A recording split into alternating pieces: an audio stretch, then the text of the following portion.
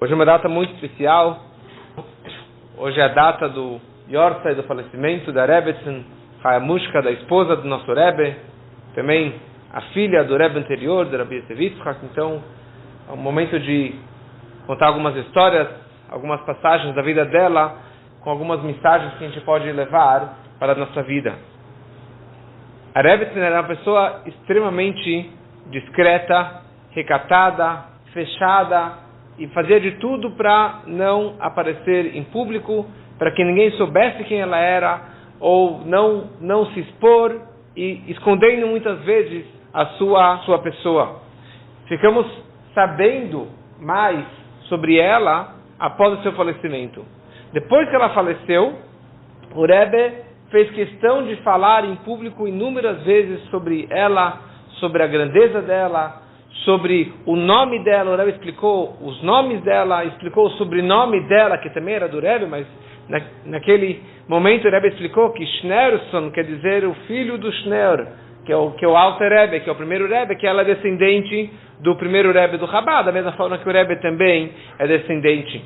E o Rebbe fez vários projetos e várias atividades e várias escolas, várias coisas foram feitas em prol da elevação da alma dela. Um dos projetos que o Rebbe lançou, o projeto do Yom Huledet, o projeto do aniversário, que as pessoas comemorassem, celebrassem o aniversário no dia do seu aniversário. Quer dizer que algo judaico de você comemorar o dia do seu nascimento.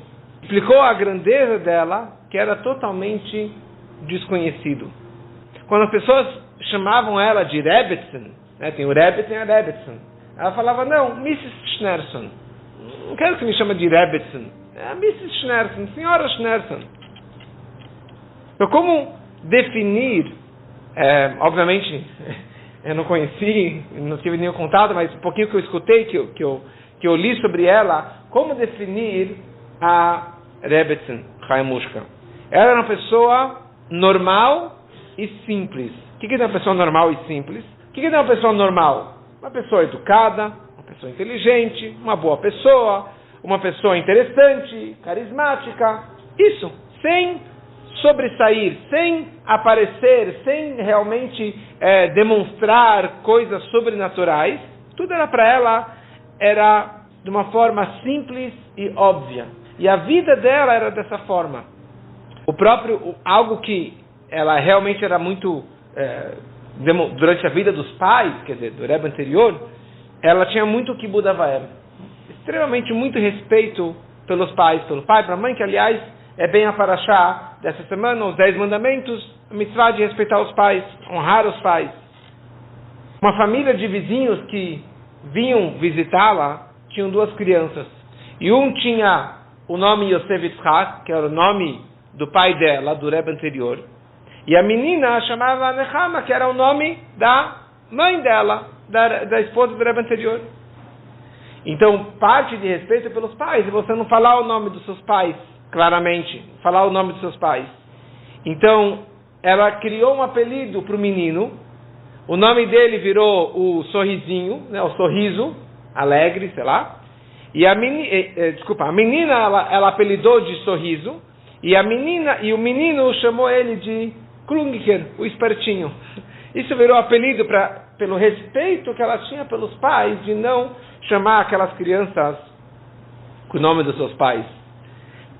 E para ela, respeitar os pais era algo simples, natural e óbvio. Então, para nós, pessoas normais, quando seus pais pedem alguma coisa, talvez você não vai brigar, mas você vai pensar, não, mas, sabe, talvez, vamos fazer dessa forma, uma forma mais moderna, uma forma mais diferente, uma forma mais inteligente. E ela, mais jovem que seus pais, obviamente, ela nunca discutiu, não só que ela não discutiu, ela nem cogitou em discutir, ou não obedecer, ou não seguir aquilo que os pais pediam e faziam.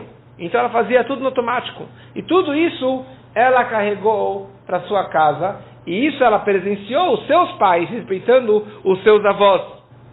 Então, para ela, isso era algo muito, muito claro e muito natural da sua vida.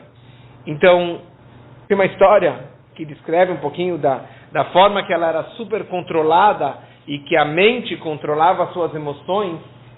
Certa vez, nos anos 70, histórias dos Satmar, que eram uma linha que estavam indo muito contra o movimento Chabad, e alguns deles eram muito agressivos, a tal ponto que eles estavam querendo atacar a própria pessoa do Rebbe e da Rebbetzin. A tal ponto que eles ligavam para o bombeiro e falavam, olha, está tendo um incêndio na President, na casa do Rebbe. E via lá o bombeiro na casa do Rebbe e era um alarme falso. E fizeram várias vezes, provocações como essas para atrapalhar a vida do Rebbe. A tal ponto, essa história é muito forte, mas é uma história verídica, certa vez veio 2 desses garotos de Satmar, com um prato, com um hazir, com um porco em cima, com um colante kasher Chabad Lubavitch, com um selinho de kasher, e foram na porta da casa da Rebbetzin, e bateram super forte na porta. Bateram forte, e a Rebbetzin abriu a porta, falou, sim, como que eu posso ajudar? Falou, a gente trouxe isso aqui para a senhora. Ela falou, pelo presente eu preciso agradecer. Mas essas batidas que vocês deram na porta, desde 1927, quando a KGB veio de madrugada prender o meu pai, desde então eu não tinha escutado essas batidas tão agressivas na porta. Que educadamente ela soube responder para os caras que vieram atacá-la. Em 38, o Rebbe e a Rebbe moravam em Paris. O Rebbe estava na Politec, estava na faculdade, e eles moravam hoje chamado de estúdio, né? Num quartinho, num apartamento extremamente pequeno, muito simples. Eu acho que o Rebbe usava até caixas de papelão para apoiar seus livros. E alguém até ofereceu um apartamento todo mobiliado, maior e mais espaçoso, para que o Rebbe e a Rebbe pudessem mudar para aquele apartamento. Ela até gostou. Ela foi falar com o Rebbe e o Rebbe falou não. Ela vira para o cara e fala, desculpa, mas meu marido, ele não aceitou essa proposta. E viviam sempre nessa simplicidade. Falava inúmeros idiomas, como o próprio Rebbe falava vários idiomas, ela também falava vários idiomas, lia vários jornais e revistas de várias línguas. E como que o Steinsaltz, ele falou certa vez, falando sobre o Rebbe, ele falou, você não pode falar sobre o Rebbe que ele é um tzadik nistar, um tzadik, um justo anônimo, um justo oculto, porque para o Rebbe é algo tão natural, ele é tão transparente. Após que o Rebbe recebeu a liderança, assumiu a liderança, o Rebbe deixou de se esconder. Então, para ele era puro e era natural ser um tzadik, ser o que ele era. Não estava se mostrando, se gabando naquilo que ele era, das brachot que ele dava, as profecias que ele fazia, que ele falava, os milagres que ele fazia, era natural. Mesma coisa para Rebbetzin, ser uma tzadek, ser uma justa, ser uma Rebbetzin, uma pessoa extremamente elevada, não era para se mostrar, mas era algo puro, natural e simples da sua vida. Certa vez, tinha um jovem estava correndo pelas ruas lá do bairro, e ele acabou dando de cara com a Rebbetzin, e a Rebbetzin caiu no chão, e ele não sabia que era ela. Ele foi lá, ajudou, pediu desculpas e foi embora. Uma outra pessoa percebeu e falou, você está louco? Você derrubou a Rebbetzin, a esposa do Rebbe? Que negócio é esse? E o cara ficou acabado, ficou, que vergonha.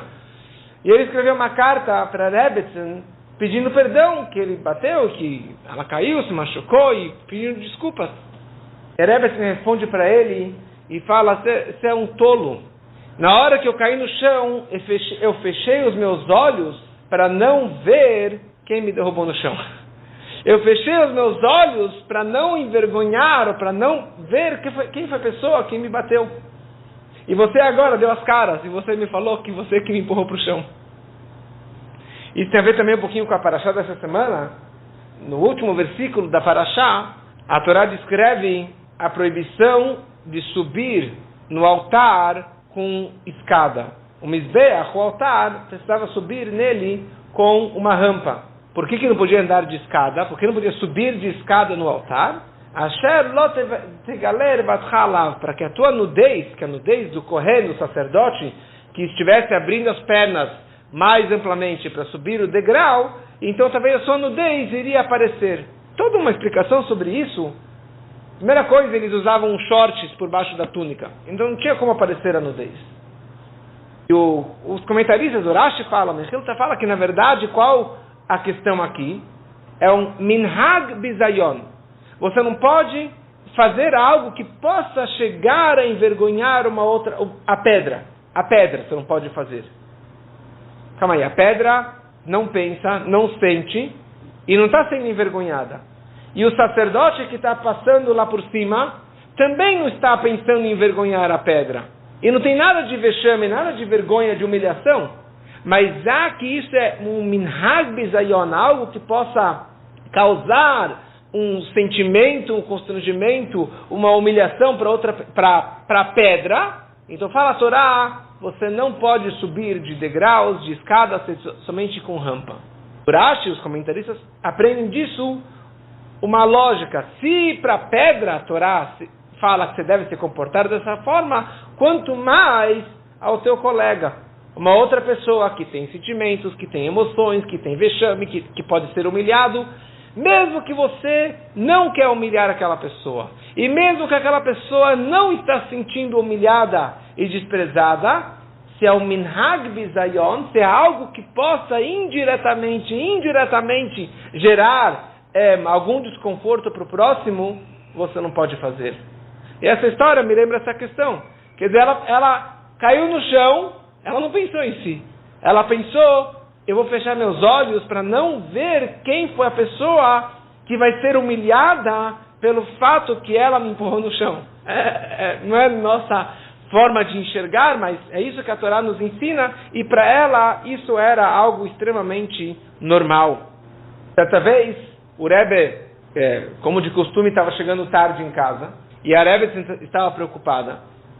E ela sai da sua casa, e ela vai na rua para procurar pelo Rebbe, mas já estava de madrugada. Então ela virou para um jovem, para um bahur, para que acompanhasse ela, falou, olha, uma senhora que nem eu, andar na rua de madrugada, você pode me acompanhar? E ele ficou envergonhado, e ele foi assim meio que afastado, acompanhando a Rebbetzin. Quando eles chegaram na esquina, a Rebbetzin olhou em direção a Park, em direção à sinagoga lá, e ela viu que o Rebbe já estava chegando.